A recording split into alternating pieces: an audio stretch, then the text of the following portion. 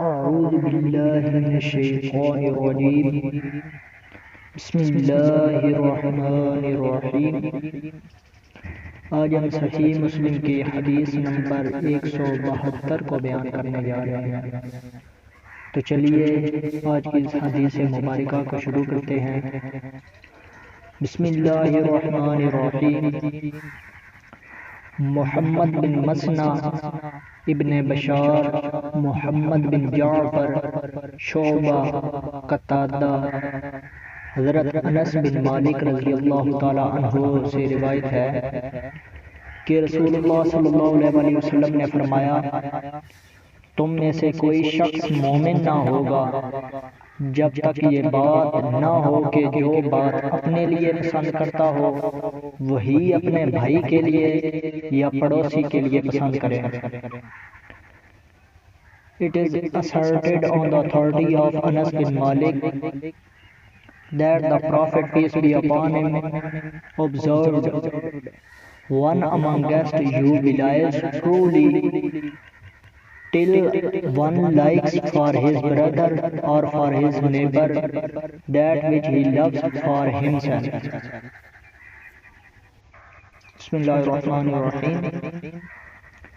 زہیر بن حرب، یحییٰ بن سعید، حسین، معلم، قتادہ، انس بن مالک رضی اللہ تعالیٰ عنہ سے روایت ہے کہ نبی کریم صلی اللہ علیہ وسلم نے فرمایا، قسم ہے اس کی جس کے قبضہ قدرت میں میری جان ہے، کوئی بندہ مومن نہیں ہوگا جب تک اپنے ہمسائے یا بھائی کے لیے وہی بات دل سے نہ چاہے جو اپنے لیے چاہتا ہے.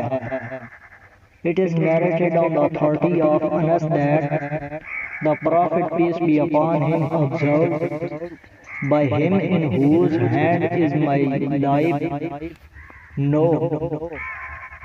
no bondsman belies till he likes for his neighbor," or the Holy Prophet said, "For his neighbor whatever he likes for himself."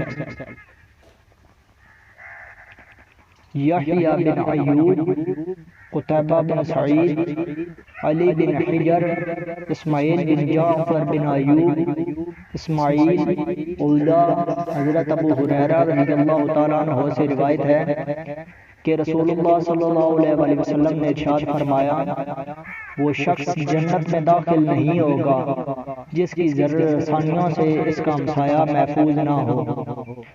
It is narrated on the authority of Abu Hurairah radiyallahu ta'ala anhu that the Messenger of Allah, peace be upon him, observed, "He will not enter paradise whose neighbor is not secure from his wrongful conduct."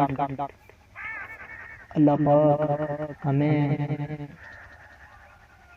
احادیث مبارکہ پر صحیح طریقے سے عمل کرنے کی توفیق عطا فرمائے. اور یہ تینوں احادیث مبارکہ ایک ہی موضوع پر تھی، ہمسایہ کے حقوق.